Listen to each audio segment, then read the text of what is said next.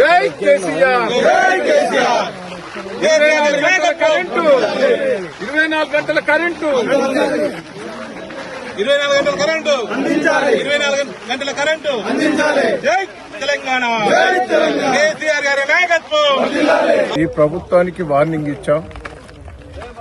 ఏమన్నంటే కాళేశ్వరం వంక పెడుతున్నారు.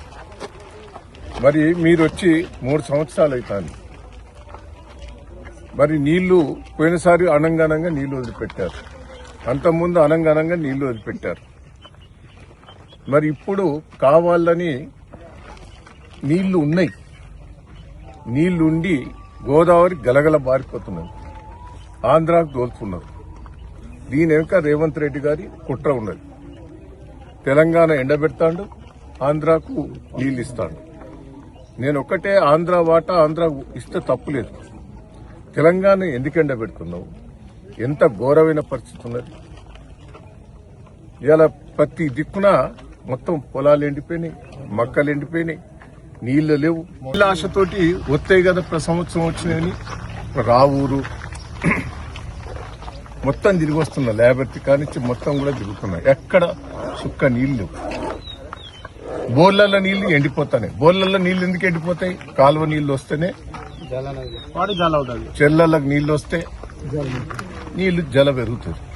మొత్తం బోర్లు ఎండిపోయినాయి, చుక్క నీళ్లు లేవు. నేను మళ్ళా 3-4 రోజులు టైం ఇస్తున్నా. ఈ ప్రభుత్వం దిగొచ్చి నీళ్లు వదిలిపెట్టకపోతే తీవ్ర పరిణామాలుంటాయి. మీ ఎమ్మెల్యేలను, మంత్రులను ఎవరిని కూడా ఊర్ల పంటి తిరగనియం. రైతులు గోస మీద ఉన్నారు. ఎరువుల కాడ చంపినాం, రైతు బంధాన్ని అది మోసం చేసినాం. రైతు బీమా, రైతు చచ్చిపోతే ఒక్కరిని కూడా ఇప్పుడు 14వ తారీఖు నాడు ఇన్సూరెన్స్ చేయాలి. డేట్ అయిపోయింది.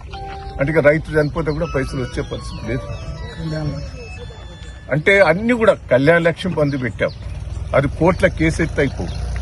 ఒక లాయర్ పోయి పిటిషన్ ఇస్తే 3 నెలల బట్టి నడుస్తుంది. పిటిషన్ దాఖలా చేసినా కళ్యాణ లక్ష్యం వచ్చేది. కళ్యాణ లక్ష్యం బంద్ అయింది. కేసీఆర్ కిట్టు బంద్ అయింది. యూరియా బస్తాలు దొరుకుతలేవు. రైతులను ఎందుకు గోస పెడుతున్నావు? కరెంటు గోస. మోటార్లు కాలిపోతాయి, స్టార్టర్లు కాలిపోతాయి, ట్రాన్స్ఫారాలు కాలిపోతాయి. ఎవరు పట్టించుకున్న దిక్కు కూడా లేదు. నాకు నేనంటే మంచిగుండదు.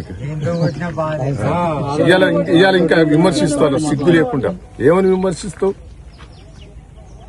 కేసీఆర్ కుటుంబం పరిపాలన. నువ్వేందయ్యా? రేవంత్ రెడ్డి గారు, మీ అన్నదమ్ములు, నీ కుటుంబం అంతా దోసుక తింటారు. అది సిగ్గులేదా నీకు? బయట ఎవరున్నారు? ఏమన్నంటే నెహ్రూ కుటుంబాన్ని తెచ్చిన ఉంటాం.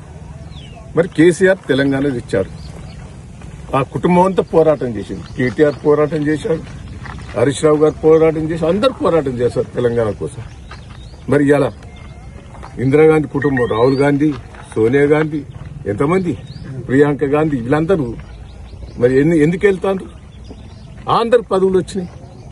సిగ్గు లేకుండా మాట్లాడుతున్నావు. ఎట్లా పడితే అట్లా మాట్లాడుతున్నావు. దయచేసి నీ తెలంగాణ గౌరవించు. నువ్వు తెలంగాణకు సరే, నువ్వు తిడితే రైతులన్నా కాపాడు.